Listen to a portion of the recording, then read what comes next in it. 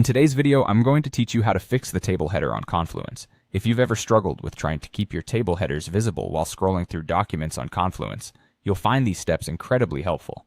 Let's dive in and guide you through this process in a way that's easy to understand and follow. First, we need to navigate to the Confluence page where your table resides. Once you're there, you'll want to open the page in edit mode. To do this, look for the edit option, which might appear as a pencil icon or simply be labeled edit. Clicking this will enable you to make changes to your page. Now that we have editing privileges enabled, you'll need to click anywhere inside your table. This action helps Confluence recognize that you want to perform an operation related to the table itself.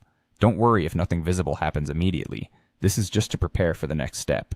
The real magic happens when we access the table's settings or options menu. Depending on your version of Confluence, this menu can appear in different places, but it's generally easy to find. It might be represented by a small icon of a drop-down arrow or perhaps a set of 3 dots, usually situated near the corner of the table or toolbar above. Clicking on this icon will reveal several options related to table customization. At this point, you should look carefully through the menu for an option related to headers. Common terms used might include fixed header, sticky header, or header row. These options allow your header to remain stationary at the top of the table as you scroll through the rest of your content. If you don't immediately see these options, they might be nested under an additional submenu, so be sure to thoroughly check through all available categories.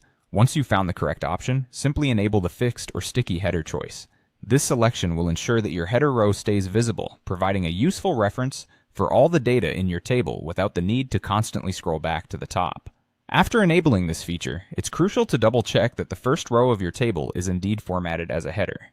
This means it should be set apart visually from the rest of the table, either by bold text or a distinct background color. If it's not formatted correctly, you can typically format it using the style options that Confluence provides within the edit mode. Finally, after you've made sure everything looks good, the last thing to do is to save your changes. Look for the Publish or Update button, situated usually near the top right corner of your page. Clicking this will apply all your changes and update the page for anyone else who views it. And there you have it, the steps to fix your table header in Confluence. Thanks for following along, and I hope you found this guide helpful.